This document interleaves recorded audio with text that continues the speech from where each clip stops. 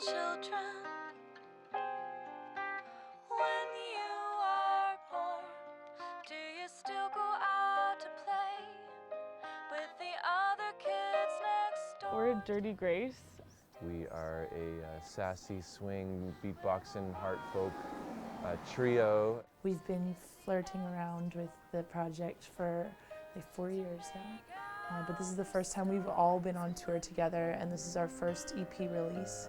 Based out of Victoria, BC, although we represent the entirety of Canada in terms of one of us is from the east, one from the middle, one from the west. What weapons we can be, how beautiful, how ugly. What weapons we can be. Don't listen. I would describe it as intimate, ritualistic heart folk combined with carnival after hours cheeky swing. Today. Tomorrow I'll say something completely different. And we will blindly stumble in to some old tavern for some gin. Pour the light into our shoes, then die inside a raspy tune. We've all been on the road for 2 months out east, so this is the first part of the BC tour. We've got a lot of energy and we've got a lot of commitment to delivering something we feel is heartfelt.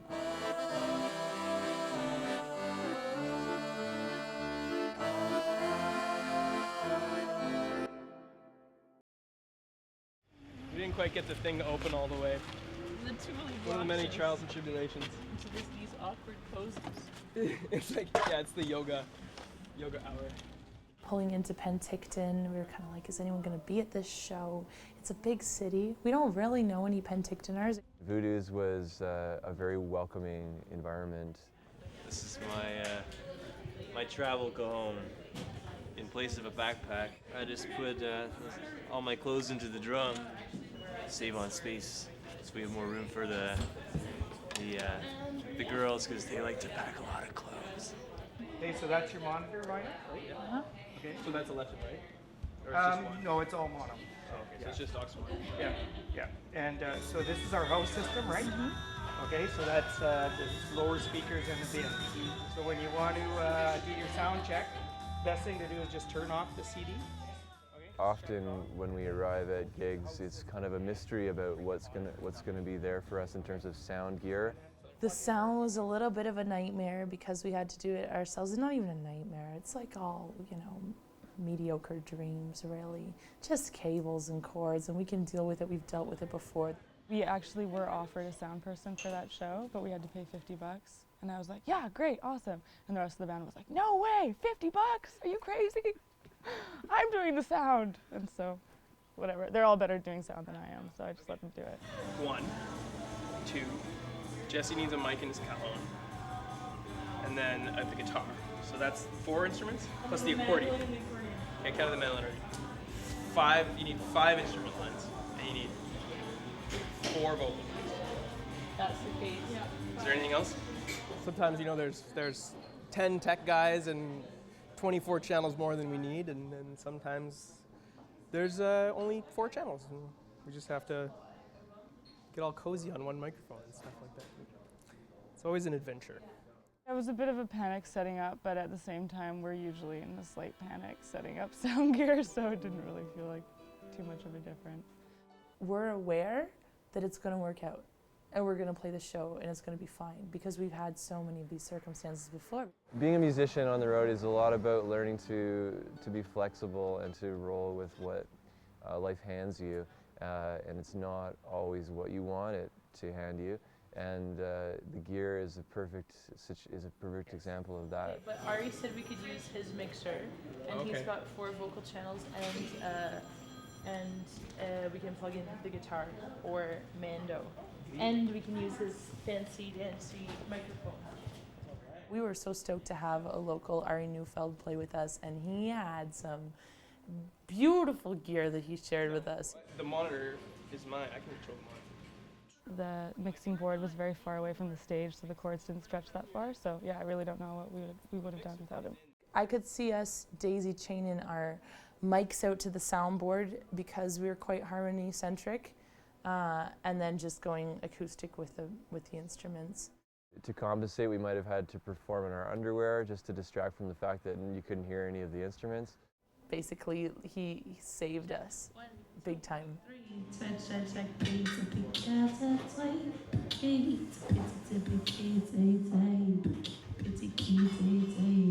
Okay.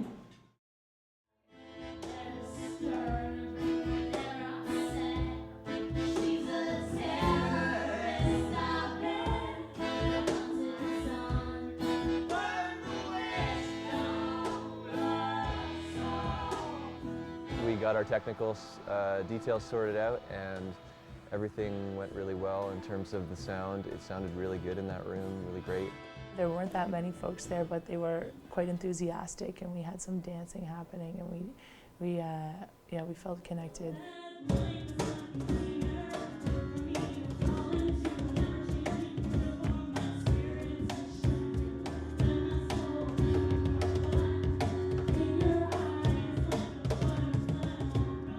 What I loved about Voodoo's was the diversity of the crowd. There's like a diversity of age and just type of folk.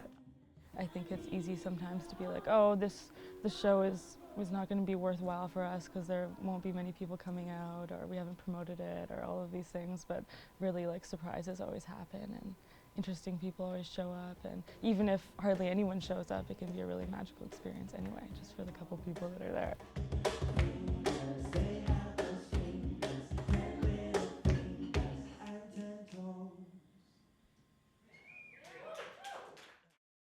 I had absolutely no expectations for the show. We played here a year ago, and there was nobody except Donna. And Shane Koizan. And Shane Koizan, of course. So I kind of thought maybe there will be no one again. Maybe not even Shane Koizan, because we didn't tell him about it. But sure enough, there was quite a few people, and our new fella that we played with was mind-blowingly amazing.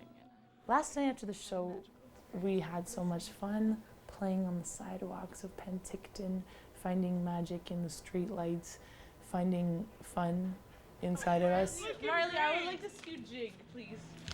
It's not a jig, but oh yeah, I forget. What's it called again? I don't think these are good shoes for it. Yes, they're perfect. We usually get really hyper after performing. At least I do. I always have like an adrenaline like rush after getting off the stage. And so yeah, we got pretty ridiculous on the sidewalk. Here we go. Do it, dance.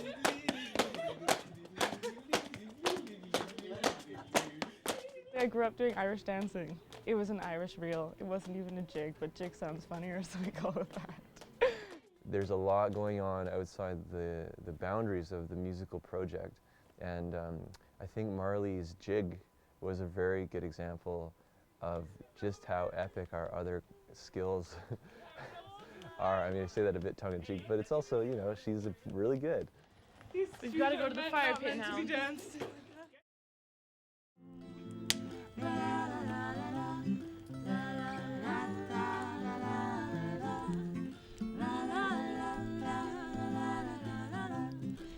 We went back and had a campfire and played some music around the fire, and it felt really special and magical, and it turned into, yeah, just an awesome evening that I feel a lot of gratitude for the experience. I've been waking the dead. I've been waking the dead alone. I've been waking the dead. I feel it's a very primal human experience, and it's where a lot of my inspiration comes from in my music. It's just kind of that tribal feeling of being around the fire and sharing food and drink and sharing music and stories with each other. From a channel that can never overflow, seems like the change is slow. With the blink of an eye, the sky is falling. How much can your vessel hold? Be bold, be infinite, cross the abyss, open the fist, resist the robot's control. Beth and I have been working on a side project. We call it Meat Heart. I guess it's kind of an attempt to capture some of those things that we write down in our notebooks in certain moments when we're inspired, and then they don't necessarily all turn into songs, but we're trying to kind of dig some of those things up and put music to them. Let's go now. Let's go now, now, now, now, now, now, now. it's such a treat for us to like get to hang out and actually jam together when we're on the road, because we spend so much time like in business mode, like rehearsing and performing and planning. So it's like really relaxing to just get to hang out and sing. I've been waking the dead. I've been waking. I've been waking the dead. I've been waking. This is about being on. This is luxury. I would Look love at to this compare it to a carpeted regular room. evening if I knew what that meant. This I don't know is- if there's a regular. This is pretty much medium. What do you say? Regular or premium. I'd say this is almost premium. Verging on premium. The venue's really special because they put us up in a trailer. We're so grateful to have this RV all to ourselves and be able to have a good night's sleep. We feel like really blessed just to have like a roof over our heads and like a bed to sleep in. That's like so awesome because it doesn't happen all the time. Local talk to the best tots. Yum, yum, yum. What do you like to do for a good time? In Kelowna, in the backseat of a car. No, in general, in life. For a good time, I enjoy social experimentation. Like poking and prodding and seeing what makes people tick and blush and smile and cry. Generally, my bandmates and I talk about a lot of stuff and some intense issues. Things are playful and light, and sometimes they're really intense. We're all very interested in kind of the social workings of this existence. But it's like your body actually goes into like a state of seizing up, like your nervous system is like in a state of paralysis. When you shake? No, Or when you you're go into drunk? like shock. And the shaking is what like deparalyzes you. Oh, and like the biokinetic release Yeah. is like your mind releasing control of your muscles, and then your muscles actually massaging your nerves, basically. It's partly why we get along so well and we like each other so much, is because I think we all are interested in exploring like the deeper issues and the deeper meaning of what it means to be alive. To a lot of people, it would probably be kind of scary. We dissect our own relationships with each other. We like talk about, we challenge each other's belief systems. We like, you know, journey together into what this existence might be about, if anything at all. I think trauma is when an event affects you negatively afterwards. When you've been affected in a more permanent way by something, so it doesn't leave you once the scenario's gone. There's a huge spectrum, and we go pretty deep into wondering about life and what it all means, and then there's just a lot of totally nonsensical words that don't mean anything. She has a stomach ache. She should take some of this. She wants Gravel. to feed me. Aspartame gravel. Her deadly With the disguise of organic ginger. Because she made a mistake and bought that stupid crap because she didn't read the ingredients. She thought she was having a pleasant ginger chew. Some of us prefer silence, and some of us prefer conversation. So sometimes that can be a source of tension, actually. Too much talking. Now, 16 years later, Alan's the respect of his elders, the love of his peers, and the adulation of millions of youth. I hate how much I dream about cops. These dreams are not all my own nightmares. The police presence has become a pervasive force in my subconscious. Today in the car, we were just like playing this game that was like, you read a line, I read a line, you read a line of different books, and just seeing what the correlations are. Often within the chaos, there's some continuity and there's a thread. I was getting bored. I didn't like my book. It was boring. So yeah, I thought it was time to do some beatboxing, and Charlie had this really sweet beatnik poetry compilation book, and yeah, I just was inspired. More or less worth remembering, more or less characteristic of the work of a hospital, etc., depending upon the scenic background of typical occurrences. Beats always give like a good kind of soundscape for magic. And so the beats start to happen a little bit, everybody gets a little bit more into what they're reading and feels it a little further, then we can make some music together. Language is very rhythmic, and I can speak in ways that create a rhythm, and don't you know that that happens whenever we want it to, and so we can create these rhythms, and then why not put a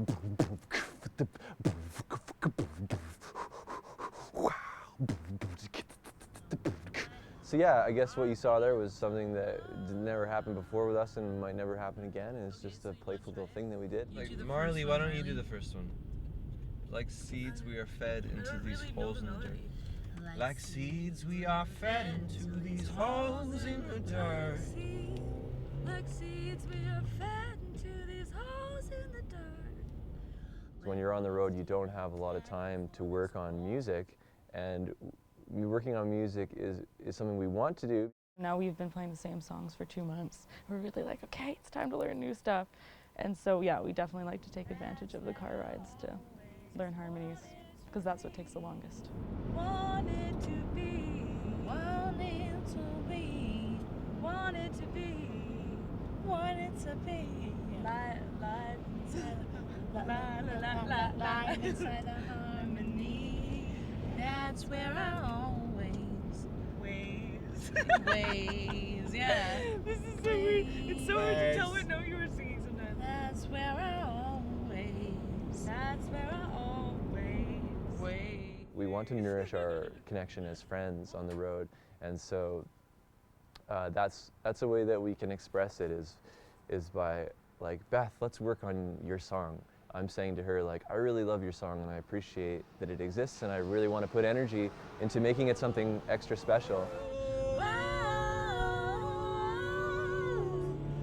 It just holds that high note. We just hold it. Well, we didn't that time now, did we? There's a rule about it.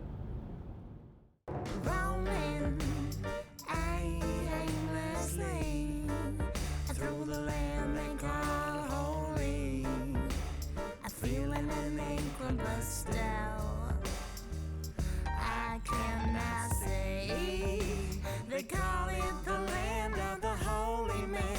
I'm doing the very best I can, but still you've got to show me. Beautiful, historic Silverton. We pulled up to the Silverton Gallery, and there's a huge ramp that crisscrosses like this and this and this, so it takes you about half an hour to get to the door.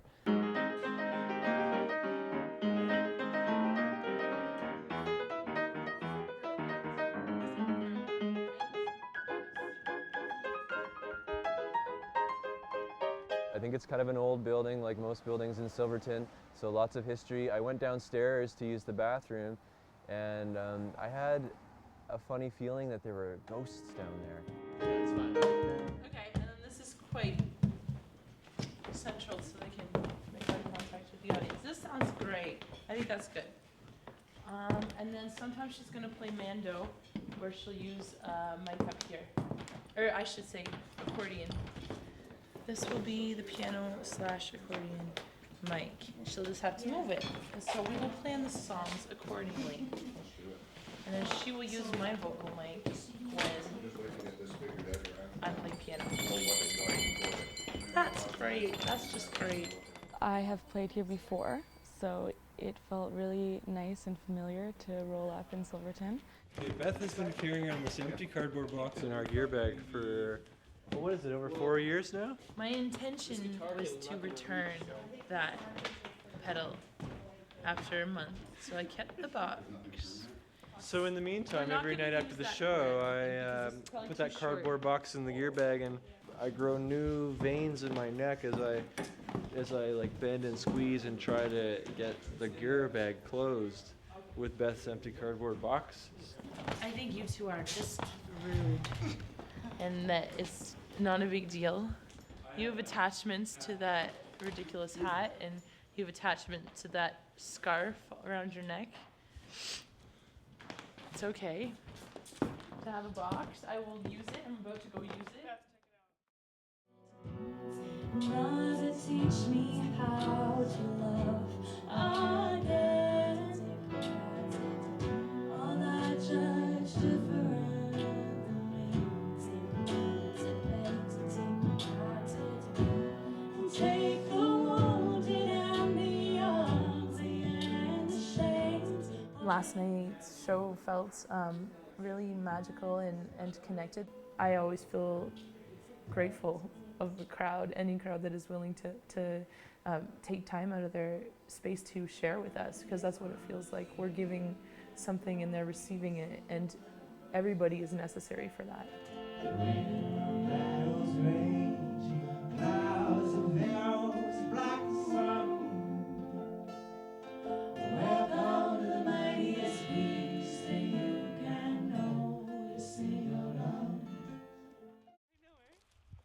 Often we don't have a place to stay because all we've been thinking about all day is like where we're going to play the music, and so we forget to think about where we're going to sleep after. And this was an instance where we had no idea where we were going to sleep. We roll into Silverton. We know where we're going to play, but you know, it's raining, so it's a little bit worrisome. Last time we played in Silverton, we came and we had no idea where we were staying. And these lovely people, Robin and Jay, came to our show and they're like, we own all of these cabins, come and stay in them. And so we were kind of hoping that would happen again.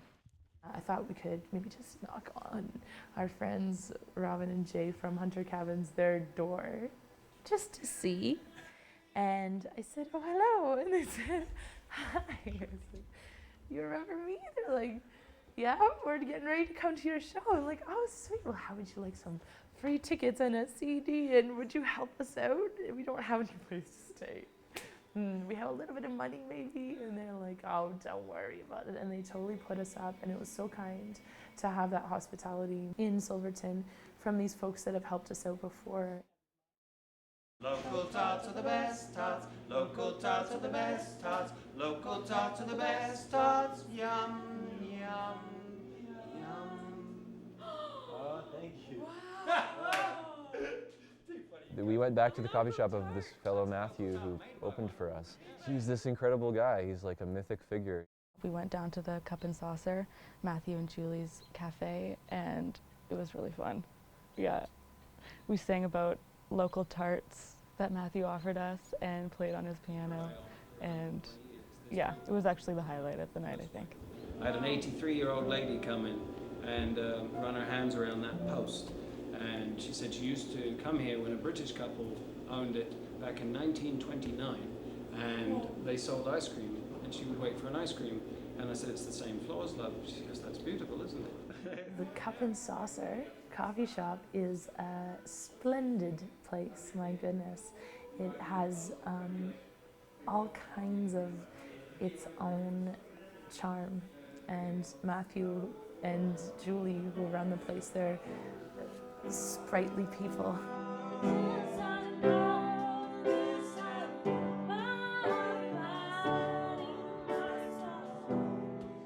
Post-show, your mind is a bit tired or more quiet and more receptive to moving in directions that maybe are outside of your plans, and so often things can just kind of flow over to a corner where there's an instrument.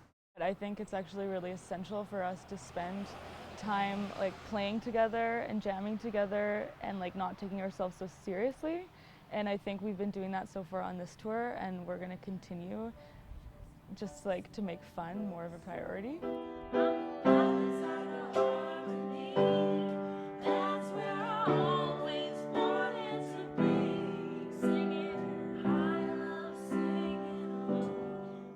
We are musical beings by nature. I think all of us have always played music since we were little kids. And so we will always play music.